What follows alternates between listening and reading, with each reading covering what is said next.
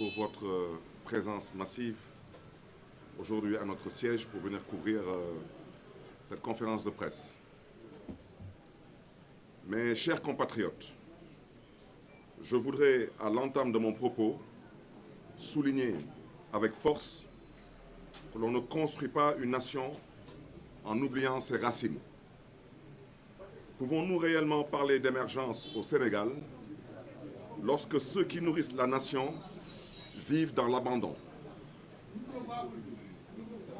Et je le dis avec gravité, le Sénégal ne se relèvera pas en tournant le dos à son monde rural. Nous avons sillonné le nord du pays. Nous avons entendu Dagana. Nous avons entendu Podor. Nous avons entendu Saint-Louis. Je remercie chaleureusement les populations pour leur accueil, leur disponibilité et leur engagement suite à la tournée nationale que nous avons initiée depuis le 7 février, une tournée nationale qui nous conduira dans les 14 régions du Sénégal et qui a débuté par la région du Nord, particulièrement de Saint-Louis. Je remercie également les chefs religieux pour leurs prières et leurs bénédictions. Ces prières nous obligent. Ce que nous avons constaté n'est pas un simple retard, c'est un décrochage. Dans la vallée, le fleuve coule majestueusement, mais les champs restent encore assoiffés. La campagne arachidière a été désastreuse et le pouvoir peine à produire des chiffres probants. Nos éleveurs sont étranglés par la cherté de l'aliment de bétail, le manque d'appui vétérinaire et l'insécurité pastorale. À Saint-Louis, les pêcheurs vivent l'angoisse permanente de l'embouchure, qui est en train de tuer à petit feu nos enfants, particulièrement les enfants de la région de Saint-Louis. La langue de barbarie recule, les familles sont déplacées, les maisons englouties. Les licences de pêche restent malheureusement opaques. Les jeunes que nous avons rencontrés sont lucides. Ils ne croient plus aux promesses. En mars 2026, des échéances extérieures majeures arrivent. Le programme avec le FMI est suspendu. Le risque de défaut de paiement, chers compatriotes, est réel. Quand un gouvernement passe son temps à éteindre ses propres incendies financiers, il ne peut gérer les urgences, a fortiori planifier le développement. En ce sens, la mort tragique de l'étudiant Abdoulaye Ba est impardonnable. Je promets à la famille de la victime, aux Sénégalais et plus particulièrement aux étudiants que justice leur sera rendue. La justice n'est pas négociable. Et je voudrais le dire avec force, ce que nous avons vu à l'université Cheikh Anta Diop de Dakar sera puni et sanctionné. C'est inadmissible que la police, qui doit maintenir l'ordre, je parle déjà en tant que maire de Dakar,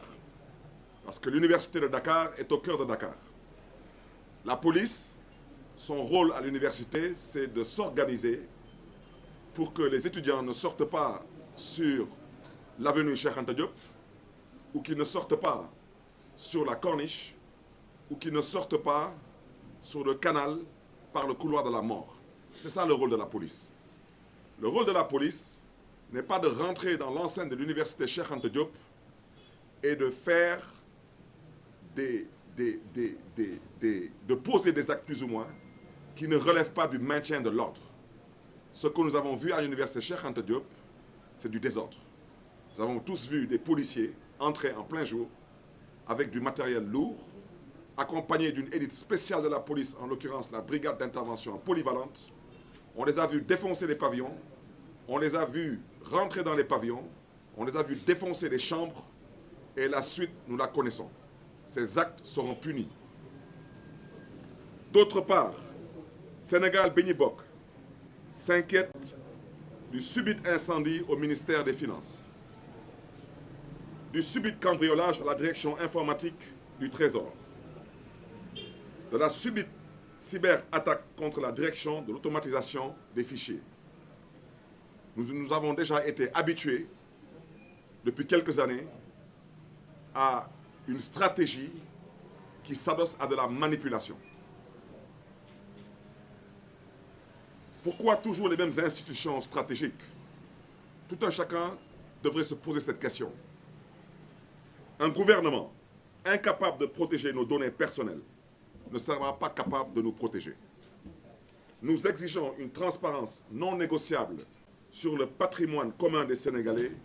notamment les recettes issues du pétrole et du gaz. Sénégal Bi Ñi Bokk propose la préservation des acquis des étudiants, le respect des engagements de l'État, particulièrement vis-à-vis des syndicalistes, un plan national d'irrigation structuré, financé et contrôlé pour les populations du Nord, un fonds de stabilisation pour l'aliment de bétail, un programme national de santé animale pour l'amélioration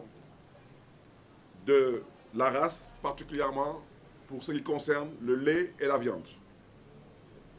Une réforme rigoureuse et transparente des finances publiques et non de la diversion et de la comédie. Un programme national de sécurisation côtière, particulièrement pour les populations du Nord. Un recasement digne et planifié des populations affectées, particulièrement par ce qui se passe avec l'embouchure à Saint-Louis. Fini l'improvisation. Fini l'abandon. Mes chers compatriotes, je suis au regret de vous dire, le cœur meurtri, que depuis quelques années, malheureusement, on vous a habitués au mensonge et à la manipulation. Et malheureusement, vos vies ont été empoisonnées par ce mensonge. Quant à vos destins piégés par la manipulation. Et on vous invite à un réveil et un sursaut national. Le Sénégal ne manque ni d'eau, ni de terre, ni de talent. Mes chers compatriotes,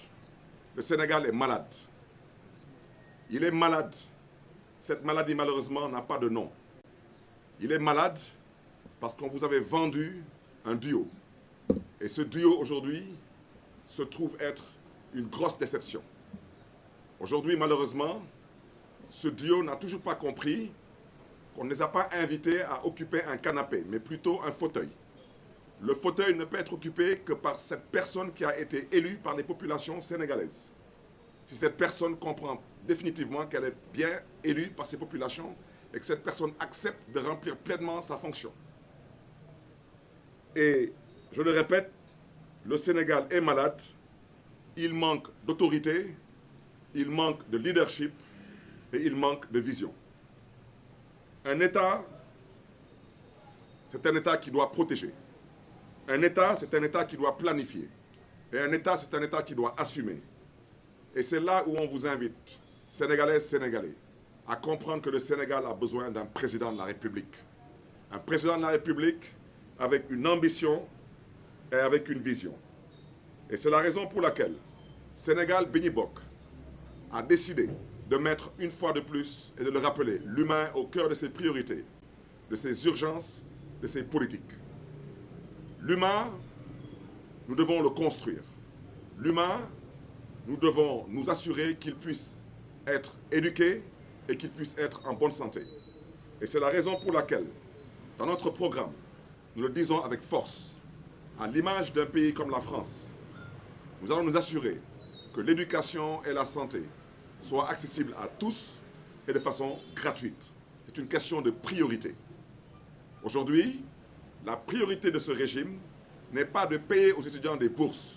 mais plutôt de prendre dans la caisse nationale 5 milliards pour soi-disant indemniser des insulteurs, des casseurs et des voyous. La priorité de ce régime aujourd'hui, ce n'est pas de maintenir certains acquis comme les bourses familiales, mais c'est plutôt d'acheter à des députés des véhicules à 50 millions, Je ne dis pas qu'un député ne doit pas être véhiculé, mais c'est une question de priorité. La priorité pour ce régime, ce n'est pas aujourd'hui de baisser le coût de la vie au Sénégal. C'est plutôt de se promener en jet privé et de continuer à raconter des contre-vérités et de continuer à vouloir endormir les populations sénégalaises qui sont aujourd'hui torturées, assoiffées et affamées. Sénégal bi ñu bokk au pouvoir, Inch'Allah, nous ne diviserons pas le Sénégal. Nous le réparerons. Avec vous, pour vous. Je terminerai en vous souhaitant un saint temps de carême et un bon ramadan. Vive le Sénégal libre dans une Afrique prospère et digne. Je vous remercie.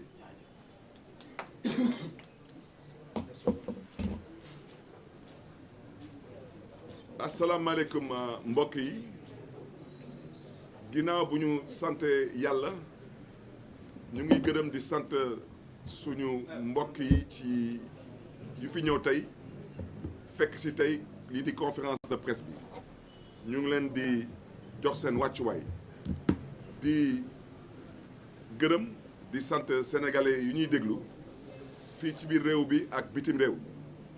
ñu ngi leen di màggal te di leen di jox seen wàccuwaay tamit mbokk yi lu ma bëggoon wax mooy dañu door lii di tournée politique nationale te tournée politique boobu ci kattanu yàlla incha allah noonu nañu wër réew mi fii ak at bi di jeex ñu dooree tournée bi fële ci région de Saint-Louis luñ fa gis dafa jéggi dayoo ci ndóol ci yaakaar bu tas ak ci jaaxle ak tiitange mbokk yi Sénégal bu ñu bëgg a tabax mënuñu ko tabax te di fàtte lii di cosaanu Sénégal lii di démbawu Sénégal te lu ñu gis mooy lu tubaab di woy le monde rural mooy suñu mbokk béykat yi nappkat yi ak sàmmkat yi dañ leen fàtte dañ leen toroxal dañu tas seen yaakaar dem nañu ci région de Saint-Louis dégg nañu suñu mbokk fël ñu nekk ci département de Dagana dégg nañ tamit suñu mbokk yi nekk ci département de Podor ak tamit dégg nañ tamit mbokk yi nekk ci département ak ci commune Saint-Louis te wax dëgg yàlla suñu xool yi dañ tooy mais gërëm nag di sant bu baax a baax askan bu ñu fa dalal sant leen tamit ci seen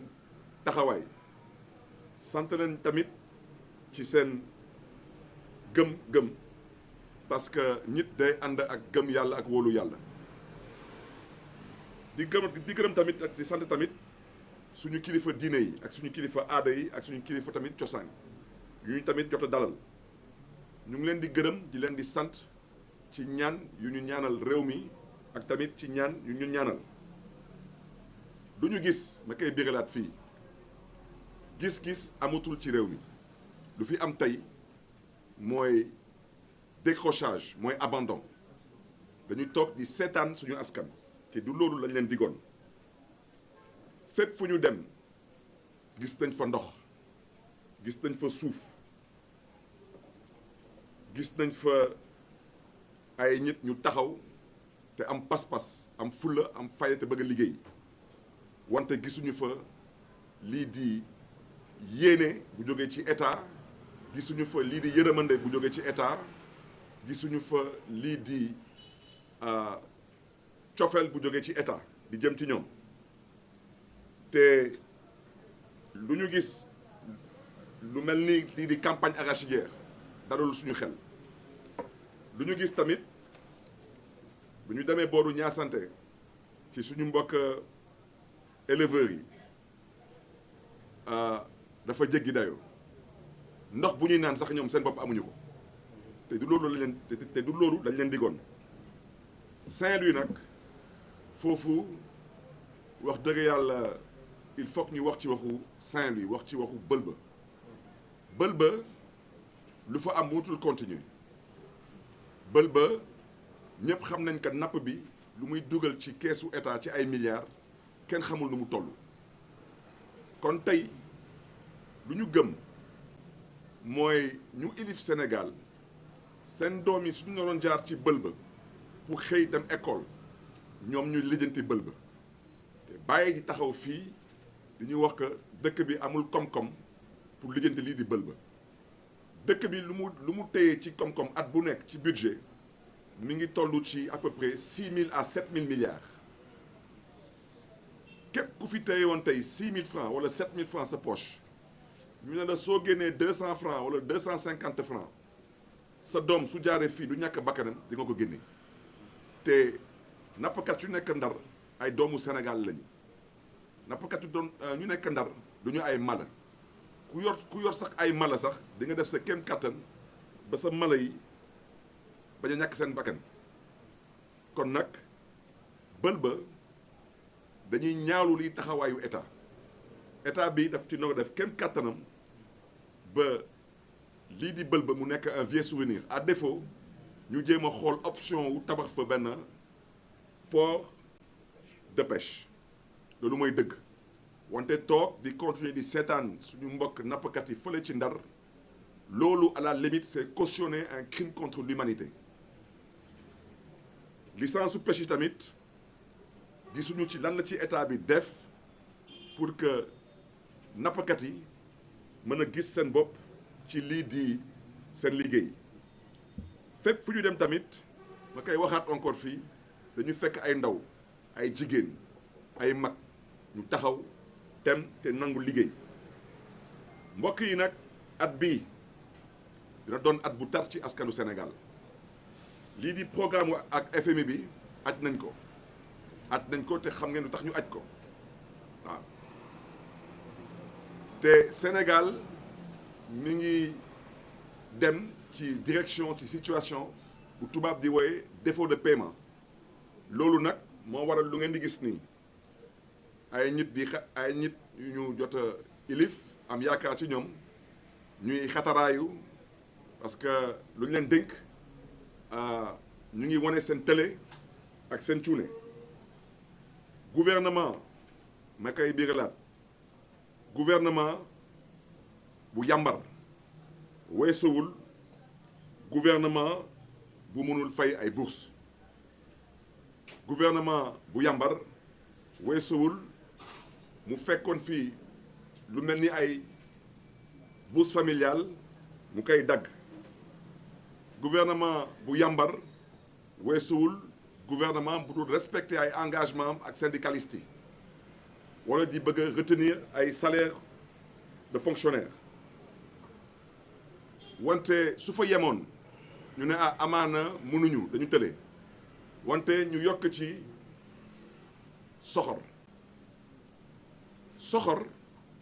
weesuwul lu ñu gis université Cheikh Anta Diop bu Dakar su ma baat ci kaw ñu ngi jaalee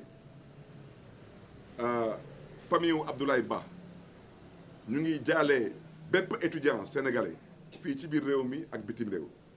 ñu ngi jaalee tamit askanu Sénégal parce que ñëpp ko naqarlu wante mbokk yi lu ñu gis université Cheikh Anta Diop bu Dakar dama bëgg a wax ci leer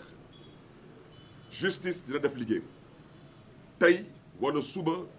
wala ginnaaw suba justice dina def liggéey parce que loolu du accident loolu soxor la ak maa tey te nag am na lu amul place Sénégal mooy njiit bu bëgg a jiital maa tey waaw ku bëgg nag jiital maa tey na nga ko jiital sa kër nga yemale ko sa kër wante ñun du ñu fal fi ay njiit ñu bëgg a jël seen yebeel ak seen xamadi ak seen maa tey bëgg ko nag teg suñu ay suñu kaw njaboot yi duñ ko nangu lu ñu gis université Cheikh Anta Diop dafa jéggi dayo police seen liggéey université Cheikh Anta Diop mooy lu tubaab di wooye le maintien de l'ordre université Cheikh Anta Diop ñetti axe kese la police noonu sécurisé lu ci njëkk mooy avenue Cheikh Anta Diop ñu góorgóorlu ba xale yi bañ a génn lu ci tegu mooy corniche bu Dakar góorgóorlu tamit pour que xale yi bañ fa génn lu ci tegu tamit mooy canal buy gën a Gueule Tapée mooy fu ñu woy couloir de la mort loolu la ñu sant police kenn santul police muy dugg université fekk ay étudiants yuy nelaw ay étudiants yu tojul yu taalul yu saaguwul yu xeexul da ngay dugg université dafa dugal ay véhicules blindés di fa dugg ba di fa dugg ak élite spéciale bu police bu ñuy wooye brigade d'intervention polyvalente ñëpp a gis luñ fa liggéey dajji ay pavillon dajji ay néegu étudiants song étudiants yi ñëpp a gis ñuy dóor étudiants yi ak ay liif ak ay bouclier di coup de pied étudiants yi ñëpp a gis ay étudiants yu ñu jàpp amuñu dara amuñu xeer amuñu dara ñuy ñëw ba tiim leen di dóor ay bal ay grenade ñëpp ko gis tey nag ku mu neex taxaw ne man maa joxe instruction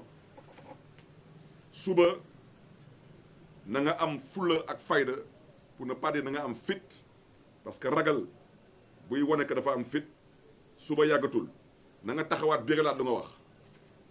waaw na nga taxaw te biralaat lu nga wax ku fi bëgg nag ne da ngay dugal université benn commissariat de police na nga ko def wante suba yàggatul moo tax lii di mbiru étudiants yi na wax ji leer justice dina def liggéeyam Sénégal bi ñuy bokk tamit di ñaawlu lu ñu mën a déggee ni mel ni ay lu xaw a daal di yàq suñu xel yi parce que de façon assez subite dañu gis que ministère des finances dafa amoon lakk-lakk foofu ñu dégg tamit que dafa amoon benn cambriolage fële ci direction informatique du trésor ak tamit mu am benn cyberattaque fële ci direction de l'automatisation des fichiers loolu yëpp dañ ci am xel ñaar parce que loolu day tey suñu xel parce que ñu unité tey Sénégal dañu tàmmal askanu Sénégal di leen di wax ay wax yu yàq xel yi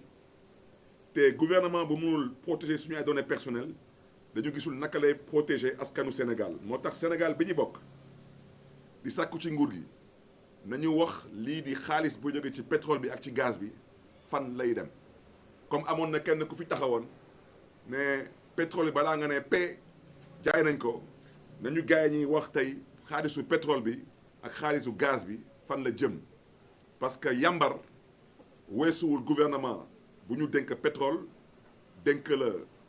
gaz yow mënoo fay bourse wante yow yor nga juróomi milliards bu ngay jox sa ay ndaw parce que ñoo doon toj di saaga ak di taal nga jox leen ko dàmpaay yambar weesuwul gouvernement bu dul fay ay bourse familiale wante di jëndal ay député am ay oto 50 millions yambar weesuwul gouvernement buy wëndeelu di taxawaalu ak di tambambaalu te mënuñu ne serait-ce que sax wàññi dund bi te askanu Sénégal ñu ngi may dégg dara soppeekuwul ci réew mi gaz wàññeekuwul du ceeb du diwlin du courant du dara mi ngi gën a tar di gën a metti moo tax Sénégal bi ñu bokk di proposer que ñu respecter lii di acquis étudiants yi ñu respecter engagement yu jël ak syndicalistes yi pour suñu mbokk ñu nekk ci région du Nord ñu liggéeyal leen benn plan national d'irrigation bu ñuy taxawal ñu financer ko te ñu contrôler ko ñu installer benn fonds de stabilisation pour l'aliment du bétail ñu ngi sàkku tamit ci nguur gi mu am benn réforme rigoureuse et transparente des finances publiques ak toujours pour les populations du Nord mu am benn programme national de sécurisation côtière ak benn recasement pour suñu mbokk yu bëlba di sonnal mbokk yi nag nguur gi ba ñu toogee ba tey laata ñuy toog sax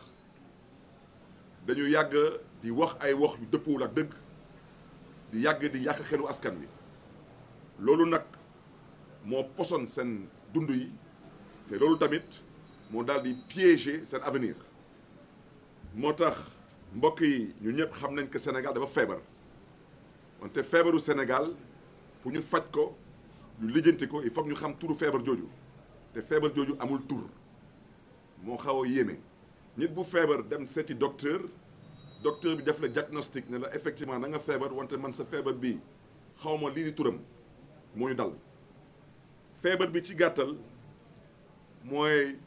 Massamba ak Mademba ñoom ñoo fi woote woon que Massamba mooy Mademba Madembay Massamba ñoom ñoo ko fi woote woon ñoom ñaar ñëpp tey nag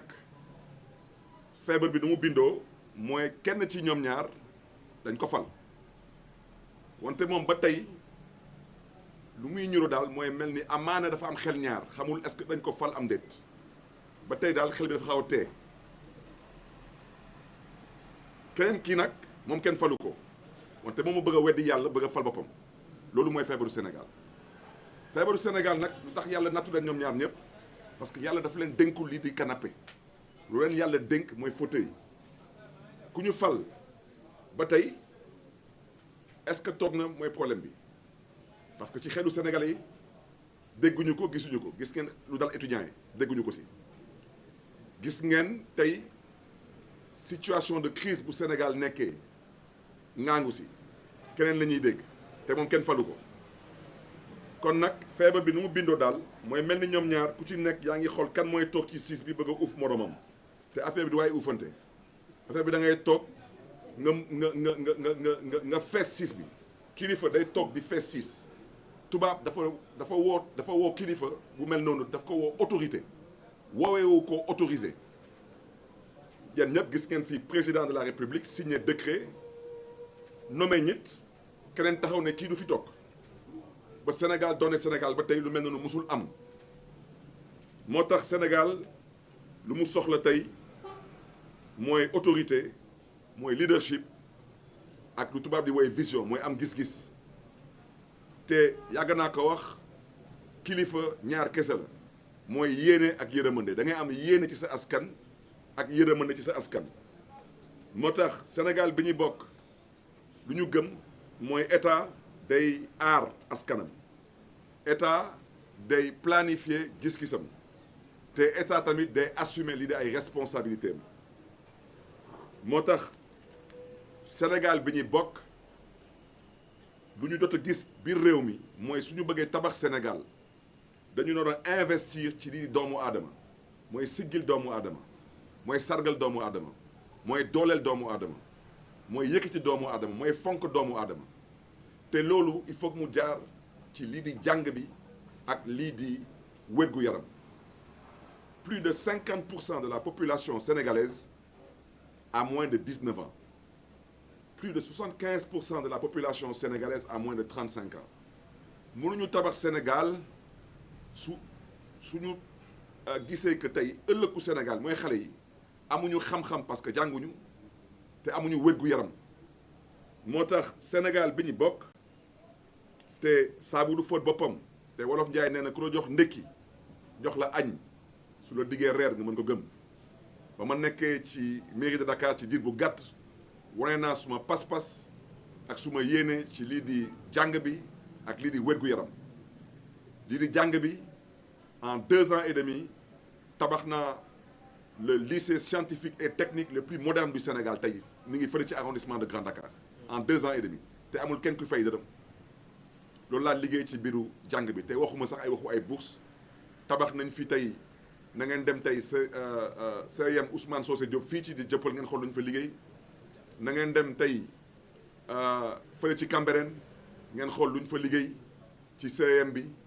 na ngeen dem tey seeti biir Dakar ngeen xool lycée yu ñu fa liggéey ak ngeen xool tamit fan la ñu jëlee bourse yi mi ngi toll woon ci à peu près ay 1 milliard et quelque 1 milliard 2 yóbbu ko quasiment ba ay 4 milliards ci mbiru wér-gu-yaram man duma leen di dikk dama leen di wax lu ma liggéey ci ñaari at j'ai construit le centre de dialyse le plus grand du Sénégal avec 120 branchements tous gratuits te ñëpp xam nañ que branchement ku fi yàlla nattu nga am feebaru roño branchement bu ci nekk 65 000 francs ba ñu tëjee hôpital Dantec musu leen gis fii Sénégal lu mel ni mairie collectivité territoriale buy tabax centre de dialyse. J'ai fait ce que j'ai fait avec un budget de 50 milliards. 50 milliards ku la ko jox 10 fois jox na la 500 milliards jox na la 500 milliards 10 fois ku la ko jox 100 fois jox na la 5000 milliards cuune yi ñoom dañ leen dénk 7000 milliards waaw man nag waxoon naa leen ko su ngeen ma falee maire de Dakar ngeen fal ndaanaan bu am yéene ci Dakar ngeen fal ndaanaan bu am yërmande ci askanu Dakar ngeen fal ndaanaan bu am yaakaar ci ëllëgu Dakar bés bu ngeen ma dénkee Sénégal bés boobu nag ngeen di xam ne nag lépp dëgg la di ngeen fal ndaanaan bu am yéene am yërmande ak yaakaar ci Sénégal mbokk yi fu may daanalee mooy Sénégal bi ñu bokk duñ leen dig dara wante luñ leen di wax mooy su ngeen ñu dénkee réew mi incha allah lu ñu wootee mooy Sénégal bi ñu bokk benn ndey bokk benn baay bokk gis-gis bokk àndandoo bokk tabax Sénégal maa ngi leen di gërëm di leen di sant te tamit di leen di ñaanal weeru koor ak carême bu barkeel jërë ngeen jëf vive le Sénégal libre dans une Afrique digne et démocratique jërë ngeen jëf mbokk yi